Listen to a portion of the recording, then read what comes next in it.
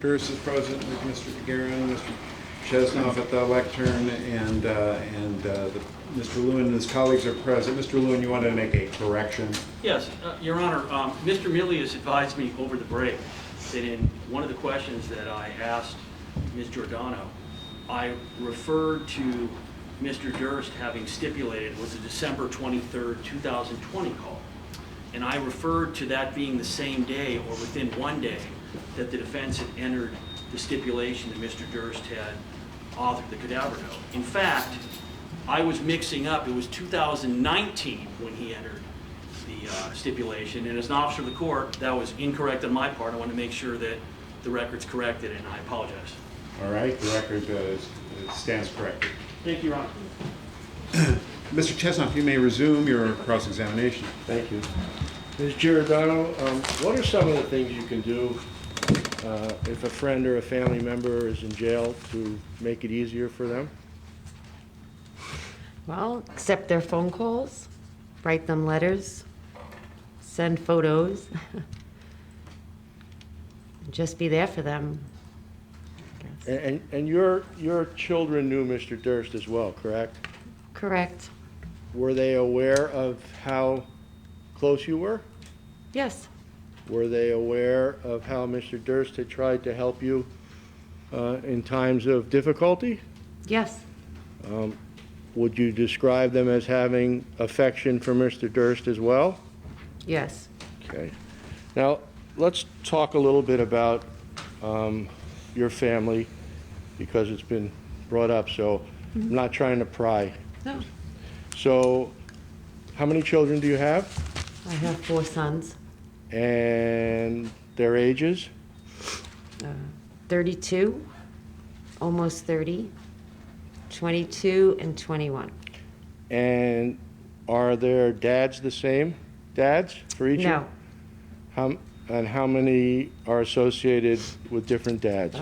My older 2, and then 8 years later, the other 2 were from a different father. 2 different fathers. Yes. How well did the father of the first 2 children provide for you? Not that well. Would you consider him having been a present father or an absent father? Absent. I never took them to court, so they were absent. So you were kind of old-fashioned in your approach to this? Yes, I didn't take them to court. Where did you grow up? I grew up in Manhattan and in Brooklyn. And that's in New York? In New York City. Went to high school in New York City? Yes, I did. And then after high school, what's your education? I went to college and have my master's degree. In what subject, please? Graduated from drafting, art and design, and then I had my master's in education. So did you ultimately combine your art skills with your teaching skills? Yes, And you proceeded to teach, is that correct? correct. And how long did you do that for? 10 years? And I'm assuming that you didn't make a fortune as a teacher in New York City. No. You went to work at one point in time for an ad agency, is that correct? Yes, I started right out of college. And what was the name of that company?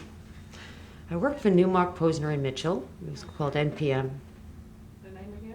Newmark, Posner, Posner, and Mitchell. And where were they located?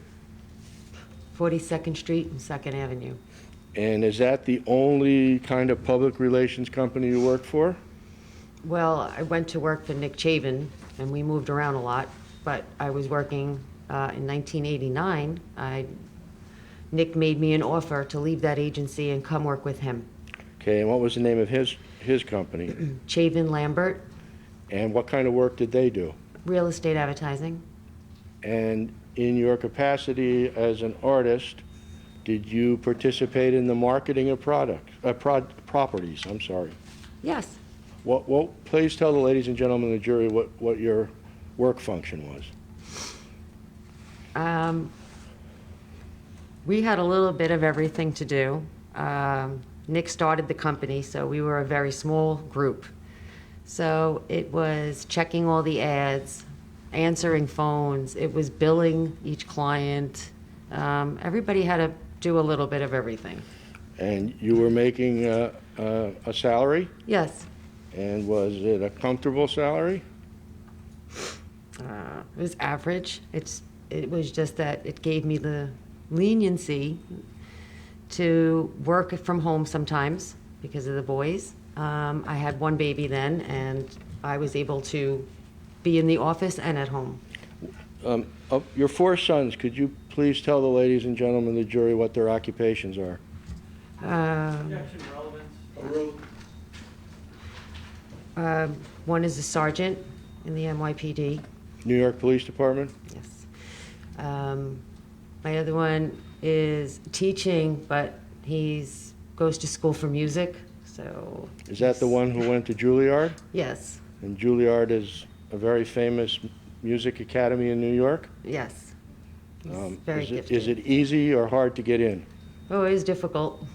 Okay, and then your other son? My other son, they're just working freelance now. One was working at FedEx, well, because of COVID, and my other one is taking the NYPD test on July 30th.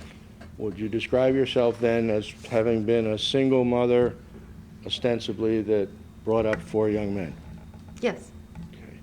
And at times, would there be or not be financial problems? through the years, we've had our problems. Okay. Your son that sought higher education, it's expensive. Was it expensive? Yes, Okay. And like a lot of middle-class people, you needed to take loans, correct? correct. And the loans would be at an interest rate, correct? Yes. Do you recall the interest rate that your son's loan was at? Yes, actually. Sally Mae was 12.75% for a private loan. Okay, and did you have discussions with Mr. Durst about the size of the loan and the interest being charged? Yes, And did Mr. Durst make an offer to you? yes, And he understood it was to help your son who was seeking higher education? yes. And what was the offer he made you? He offered to pay it because he said anybody who pays that type of interest is crazy. He offered to help any way he could. And is that some of the money that Mr. Durst gave to you? Yes, Okay, now, getting back to the Chavin PR firm, that firm did work for multiple businesses in New York, yes. They were Mostly- I'm sorry. mostly in real estate? Yes, Was the Durst Company one of the companies that they did work for? yes, And did Mr. Robert Durst introduce his friend Nick Chavin to the company to give him business?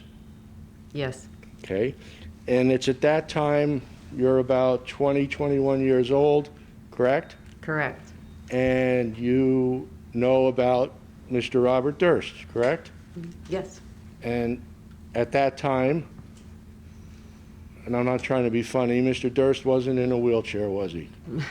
no, He didn't look like he looks now, did he? no. How would you describe Mr. Durst to the jury in those days in terms of his appearance and also his Some of the, demeanor? he was confident, like, didn't look like he was 40. He was in really good shape. And there were a lot of women interested. Just didn't look 40, and he was in good shape, and he was confident. He was, And so were you or were you not attracted to him? I was attracted to him. Okay. Did you have a conversation with Nick Chavin, who was Mr. Durst's friend, about meeting Mr. Durst? Yes. And what did Mr. Chavin tell you about that? First, he said, well, he wouldn't be interested. in you. He has so many other opportunities. Then he said, well, he's he's kind of in another relationship, and you don't want to be a homewrecker.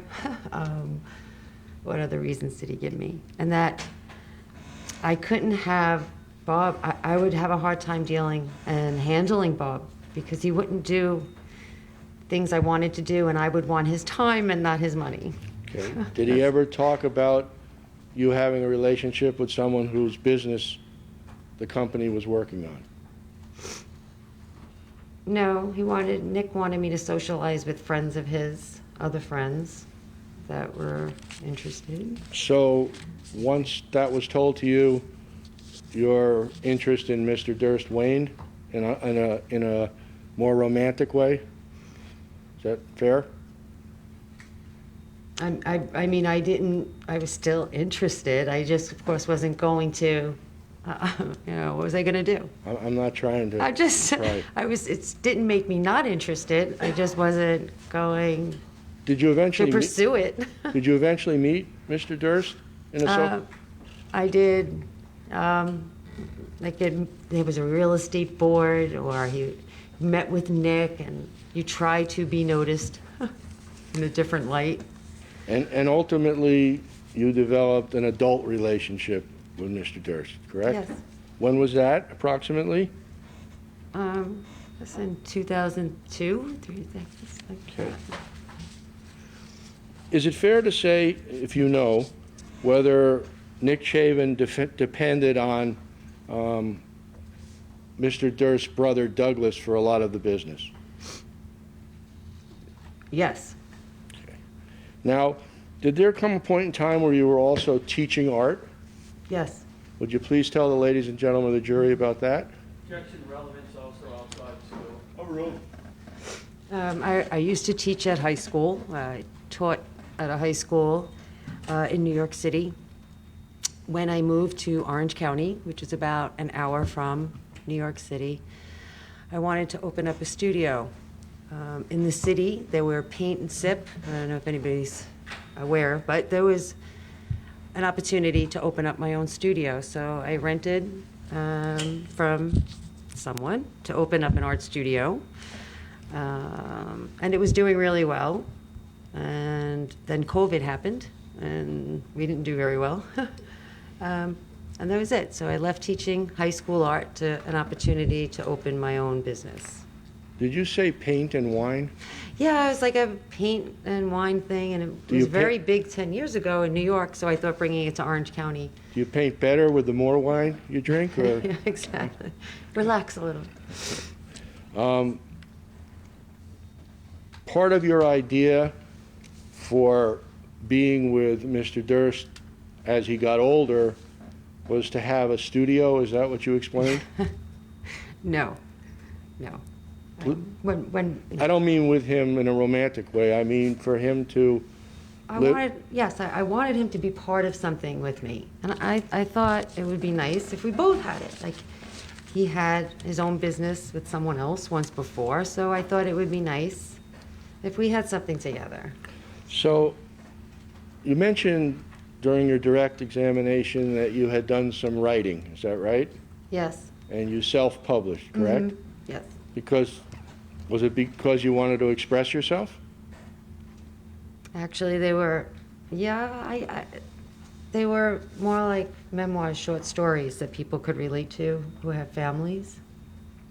So it described different problems and issues that happen in families? Yes.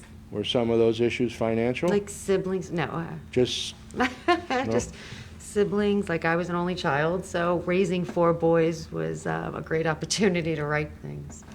And you went to art school. You're an artist. You're writing. So would you describe yourself as a artistic kind of person? Yes. Less, and I don't mean this any other way, less like more touchy-feely than,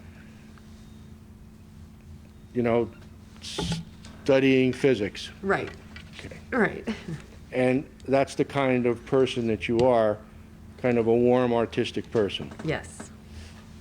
And in the context of that, when you told the ladies and gentlemen of the jury that you had a platonic relationship with Mr. Durst, that's because of what? Your feelings for him and empathy for him? I'm going to tell you. Yeah, sustain. Can I- Put it a different. You can ask the question without suggesting the answer. Okay. Rephrase it. I'm just going to ask you, why did you want to have a platonic relationship with Mr. Durst? Once, a while back, he didn't understand how my son and I were going to go shopping together for furniture. And he said, that's so unique, a mother and son going shopping. He couldn't understand that in a relationship.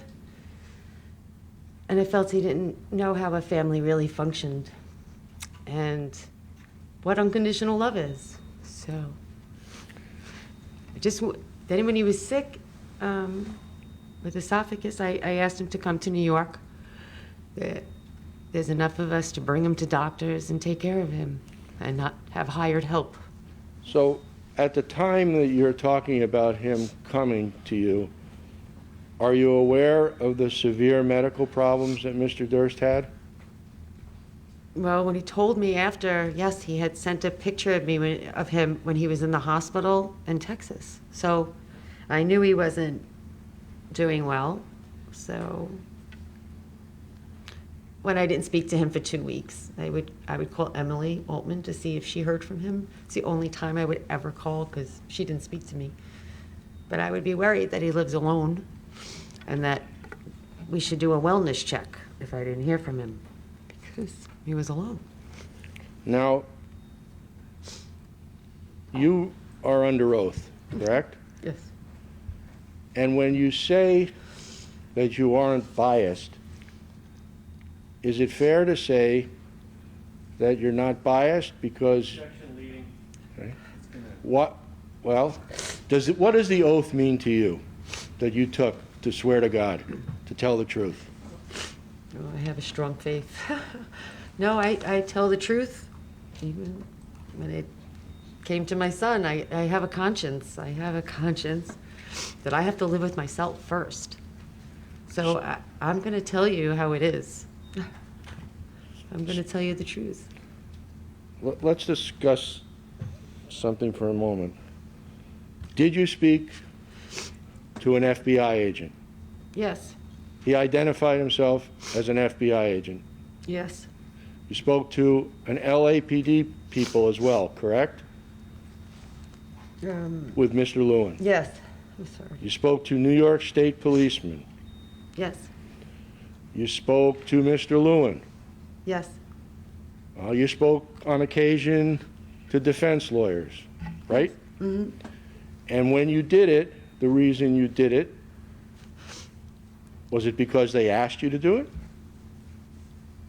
No, I thought it would be helpful to everyone if I just, yeah. Did you ever say to anyone, I'm not answering that question? No. So it didn't matter whether it was a policeman or Mr. Lewin or someone on behalf of Mr. Durst, an investigator, you spoke to them. Yes. And do you understand that in the American court system, the idea is to have a trial where people gather the facts and a jury decides what happens, right? Mm-hmm. Yes. And in order to gather facts, people have to speak to you, do they not? Yes. Okay. And so when Mr. Lewin showed you the comment that Steve Rabinowitz, that's another lawyer, Yeah. that Bob was quoting saying, don't say the S word 37 times, that didn't really register because you spoke to everybody, didn't you? I did. Okay. You answered every question. I did. Some of the stuff was recorded, correct? Correct. At times you didn't know it was being recorded. Is that right or wrong? Oh, no, that's right. Okay, so you weren't guarding what you were saying, right? No. Objection, leading. Did you guard what you said? Sorry? I see, that was, I sustain the leading objection. Is the second, but I did it okay? You restated your question? Yeah, I tried to. Your Honor, to the court, I'm just concerned that if there are leading questions which get out, then followed up by a non-leading question. Making objection. You know what, That's, all right. Can the court I just- get it. thank you, Your Honor. Quiet, everyone. Ask your question again, I'm not sure, Mr. Okay, Chesnoff. thank you. Gotta try to remember. Can I ask the court reporter to read the last question back that I asked, please? Thank you.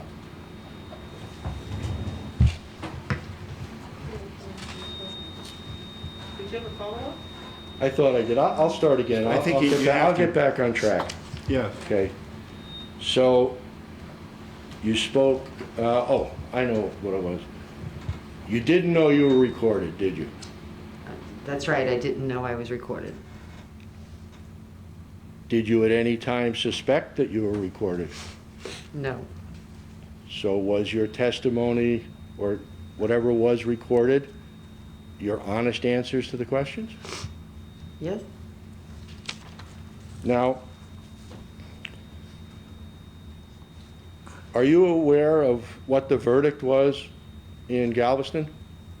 Objection, relevance. Overruled. Yes or no? Oh, yes. Okay, and what was the verdict? Not guilty. Do you know whether or not Bob suffered some punishment for the dismemberment part? Do you know if he went to jail at all? Yes. Okay. Were you aware that the dismemberment part occurred after Mr. Black was already deceased? Yes.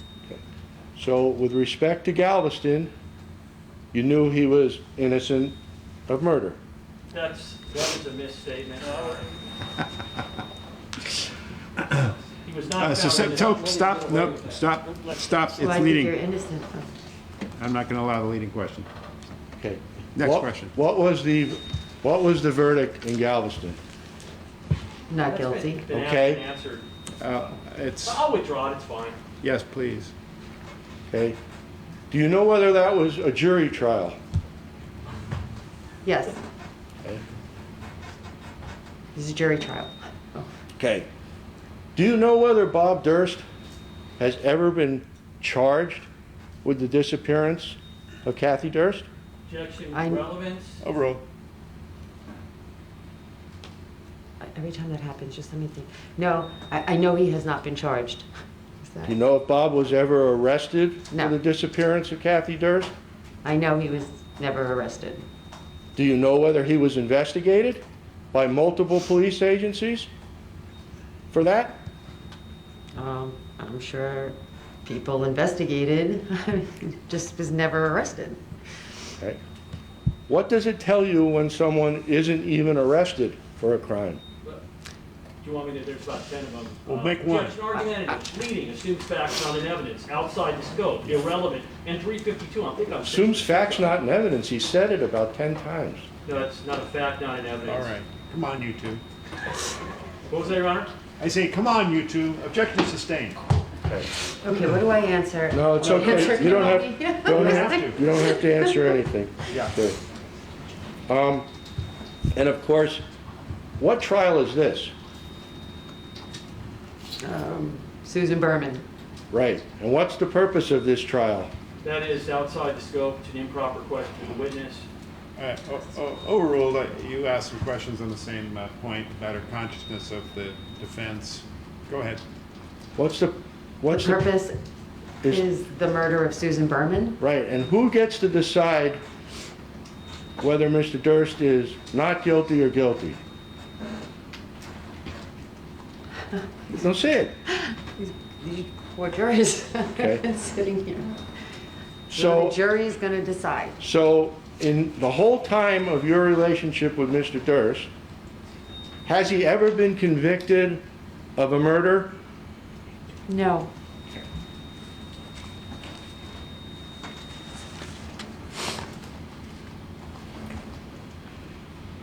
When he would speak about Kathy Durst, how would he speak about her? He would speak very fondly. He would tell me all the things they did together and how much he loved Greece when they went together. He would always tell me very nice things about her. Did the police ever speak to you in the 1990s or the 2000s about Mr. Durst? No.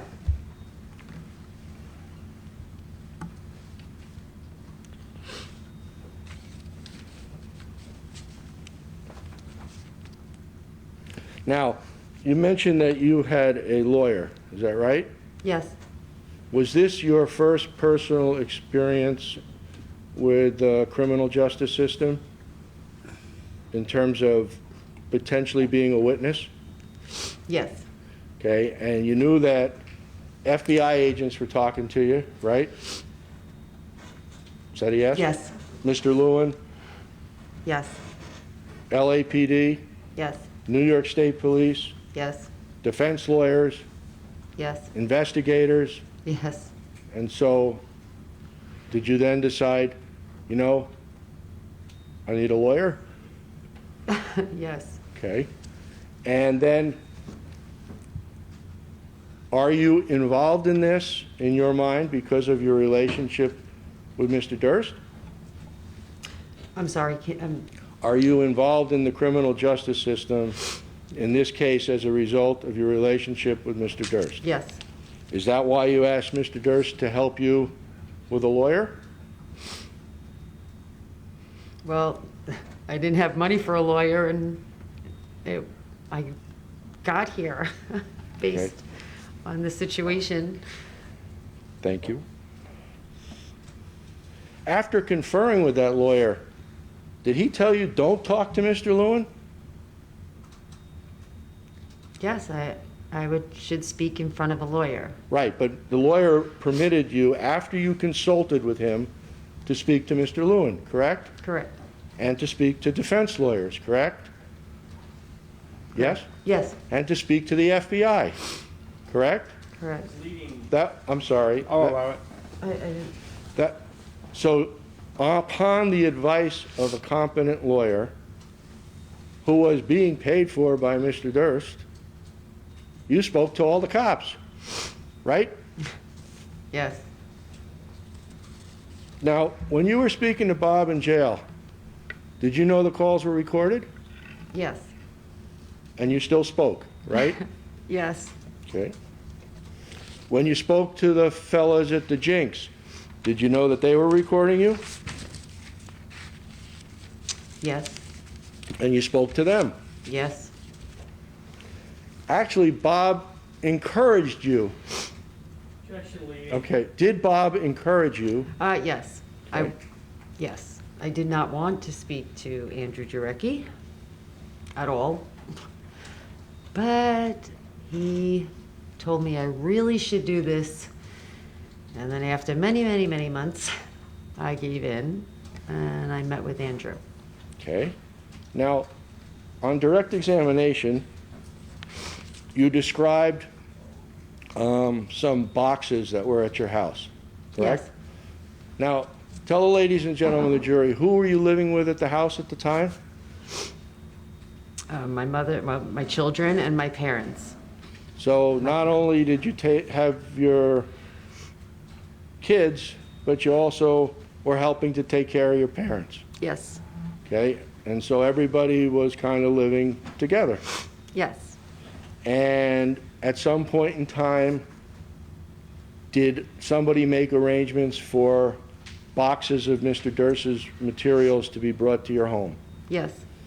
And when they came, what did you do with them?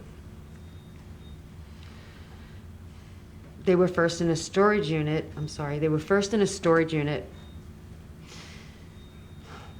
And it was a mess. And It wasn't climate controlled. So we said it would be better to bring him to my house. So we brought him into my mother's basement. Okay. Did you go through the boxes? No, Did your boys go through the boxes? no, Did mom and dad go through the boxes? no. So they just sat there for a period of time, Yes, with mold. okay? Did there come a point in time where Mr. Durst asked you to do something with the boxes? Asked me to look through the boxes, and I was supposed to look for a DVD, but I didn't find it. And then I didn't do anything with the boxes. I mean, when I opened one box and I seen Seymour Durst, it's family money and things, so I didn't go through it. You mean paperwork? Yeah, first of all, it's nothing I would understand about their family business, so I wouldn't know if it was good or not. So I didn't go through anything else. Did you eventually share the boxes with the fellows from the Jinx? Yes, Tell the jury what happened then. Bob told me to let Andrew Jarecki come over the house, look through the boxes because he wanted this DVD. And then I asked Bob how long it was going to be, and he said pretty quick, in and out. They're going to get the DVD. So hours are passing, and I realized they're not looking for a DVD. They're had a scanner, a printer, and a few other people with them, and set up like a whole little workstation at my house outside. And it was like 6 hours later, and I said to them, well, you didn't find the DVD, but you're making copies, and they're personal things from his family. And they said, no, Bob will think it's fine. I said, well, I didn't stop them from doing it, but they were at my house for like more than a work day. Then it started to get dark, luckily, so they went home and didn't eat dinner. But and that was it. He left with his printer, scanner, and duplicates of everything Bob had. And then did you, I'm sorry. Thank So you. they left finally with all the paperwork they wanted. was that the end of the boxes, or did something else happen? Detective Becerra took them? And Detective Becerra is a New York State police officer? Yes, And he came to your house? Yes? yes, Did he then go into the basement? yes, Did he have other officers with him? yes, And you cooperated with him yes, and allowed him to take the boxes? yes, And you thought that Detective Becerra was professional? yes. He's And- very, very nice. Did there come points in time where Detective Becerra would also talk to you? Yes, he had emailed me a few times. And did you always respond? Yes, And you knew that he was a policeman? yes, he asked me things about Campbell Hall, people I knew in Campbell Hall. Emailed me, I'd say 4 times, 3 or 4 times, asking me about antiques and I don't know. And were you aware of who Detective Becerra was investigating? Yes, Who was he investigating? Robert Durst. And you spoke to him? Yeah. Answered his questions? Yes, Now,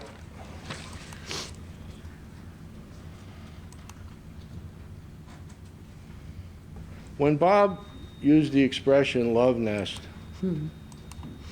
did you take that to be like a serious representation of like some honeymoon suite, or was it Bob's sense of humor? well, Bob used to tell me that the kids aren't moving out, that I have a nest, and I told him it's all the love you give, that no one ever leaves. My other son does have a beautiful home, but he's usually home with me because he's with his brothers, so though they do have other homes, they're still under my roof. How old was Bob at the time you were having these discussions about a love nest? He we spoke about it for a long time, so I don't know, maybe 5 years ago, the first time. I don't know. So he would have been about 73? Yeah. Right. So when guys like me get into their 60s and 70s, would it be fair? Jeff, I don't know where this is going, but it's scaring me. Well, I can if promise we're you it has talking- absolutely nothing to do with you. my families, even my parents, whether they're 15 years apart, it's like a little insulting. No, what I My was parents- driving at, when you get to be in your 60s and 70s, the idea of companionship and someone taking care of you is way more important than Sounds having leading. some, I'm sorry, I'm in the middle of something. Leading.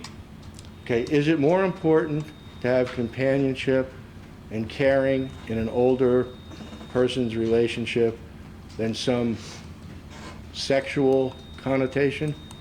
It changes. Your perspective changes as you get older. It is companionship.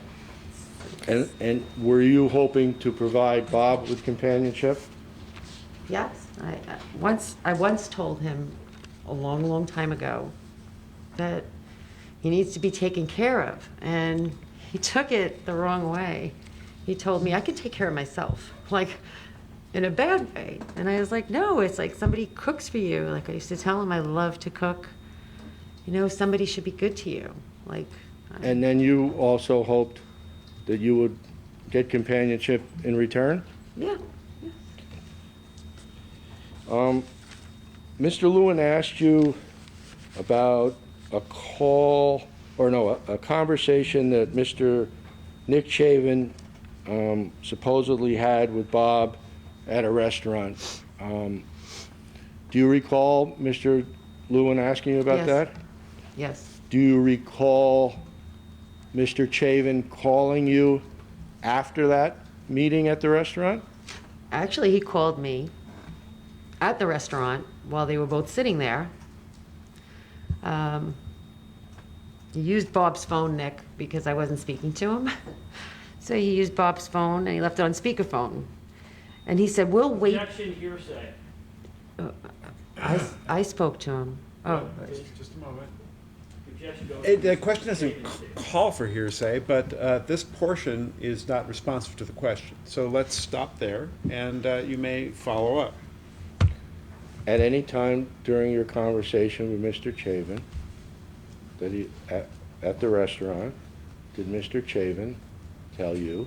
Objection, hearsay. Well, hold on. Sure, We I had- want- I got to hear the question. But Your Honor, I don't know what, the question is going to be a statement from Nick Chavin in front of the jury.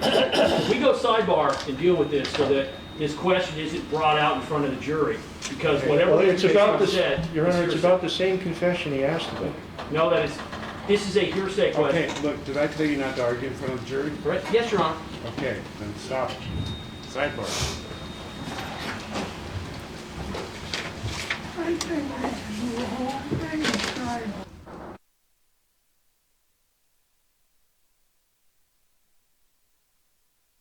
Subject to the courts. Thank you. Ms. Giordano, yes. please tell the ladies and gentlemen of the jury whether or not Nick Chavin at any time ever told you that Bob Durst confessed to murdering Susan Berman. Nick Chavin has never told me that Bob confessed to killing Susan Berman. Nick has never told me anything negative about Bob Durst. And you have been friends with Nick Chavin for many years? Since 1987. And you talk to him pretty regularly over the years? Yes, See him personally, face to face? yes. Court's indulgence.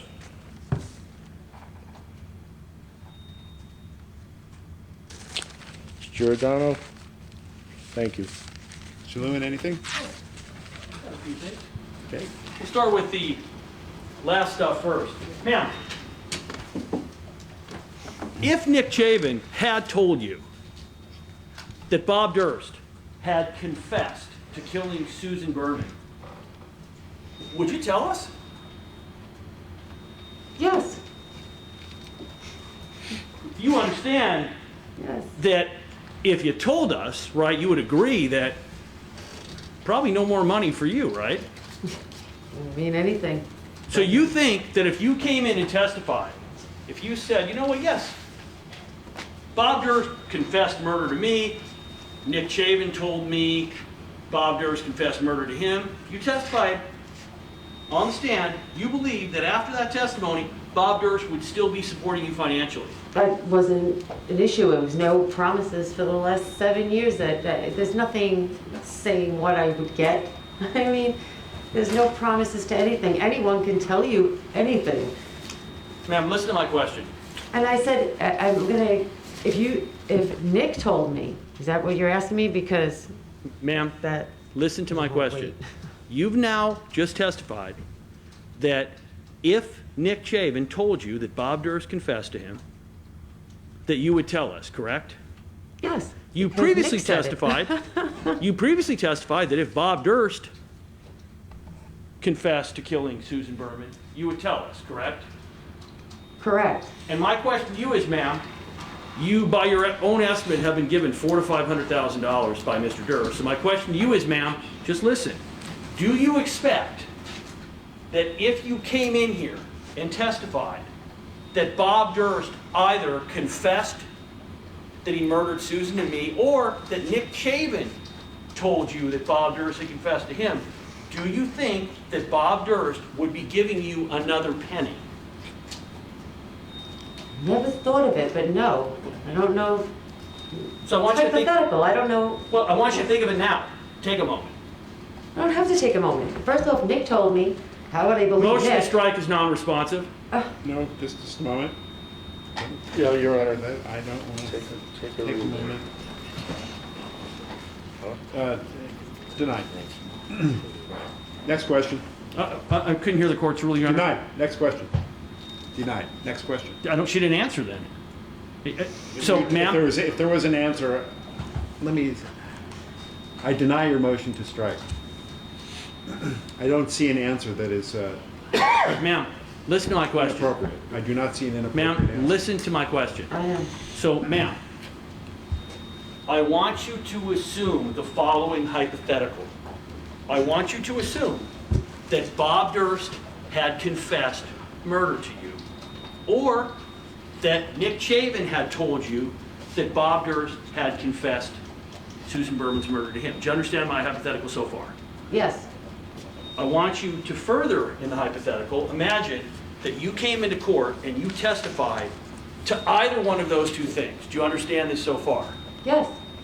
Is it your testimony, would you agree that if you did that, ma'am, as soon as you testified to that, you agree you would never get another penny from Bob Durst? I don't know. I don't know. So, ma'am, Hypothetically, I wouldn't ask him. I never Well- asked him. He offered. He probably wouldn't offer. I don't know. well, I'm asking you, ma'am, if you came in here... Your and Honor, te- Your Honor, This is I'm just crazy. going to repeat the hypothetical. It's an improper hypothetical, Your Honor. It's a I just think it's 352. Well, I think I will go 352 on that one. The answer's in, Your Honor. She's Okay, don't ask it answered. She's again. answered the question. What's that? She's answered the question. Okay, ma'am, Yes.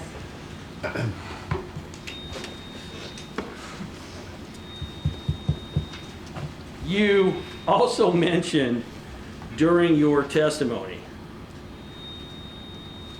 Let me just back up a second. Ma'am, did you have an easier time answering Mr. Chesnoff's questions without saying you didn't understand than you did mine? Well, he worded his easier.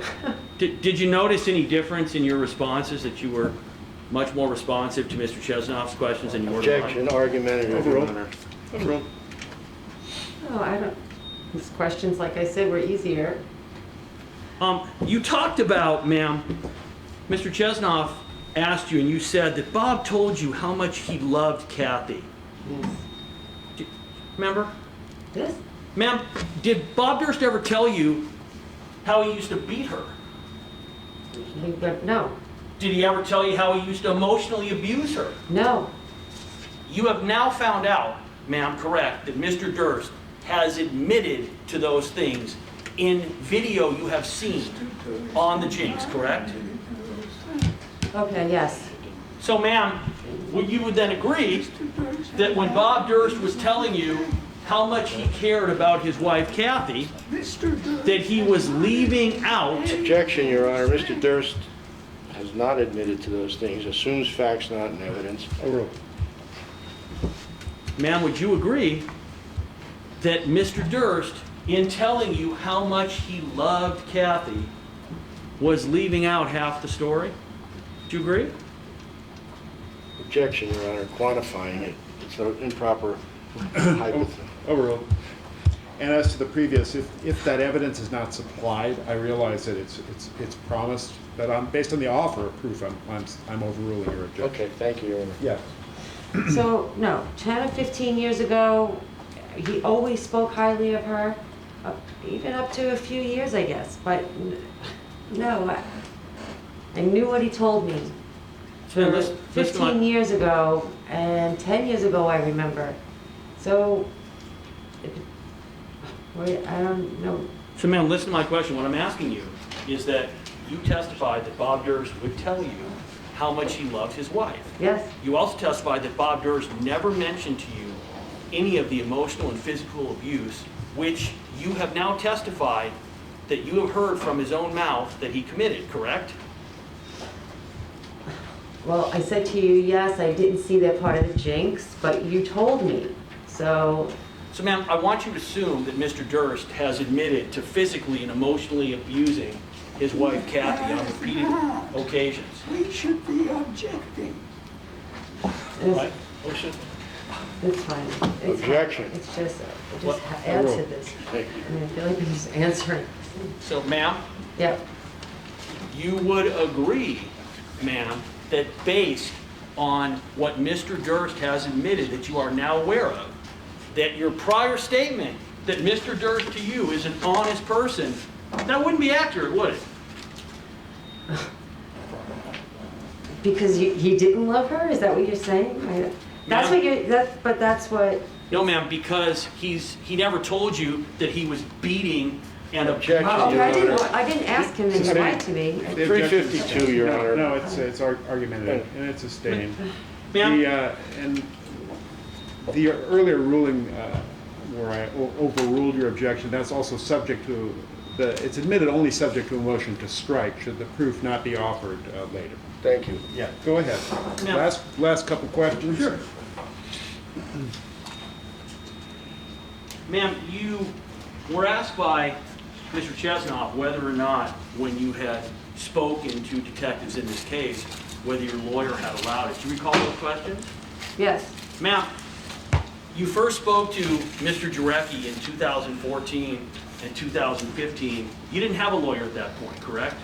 correct. You first spoke to Joe Becerra on March 16th and March 15th. You didn't have a lawyer then, did you? I had, but not for this case, but I had a lawyer, yeah. Well, ma'am, whether you had a lawyer for divorces or whatever, you didn't have a lawyer for this case, correct? Correct. Ma'am, you spoke to Special Agent Perry on March 18th. You didn't have a lawyer then either, correct? I might have, I had spoke to him, but I don't know if I signed papers with him.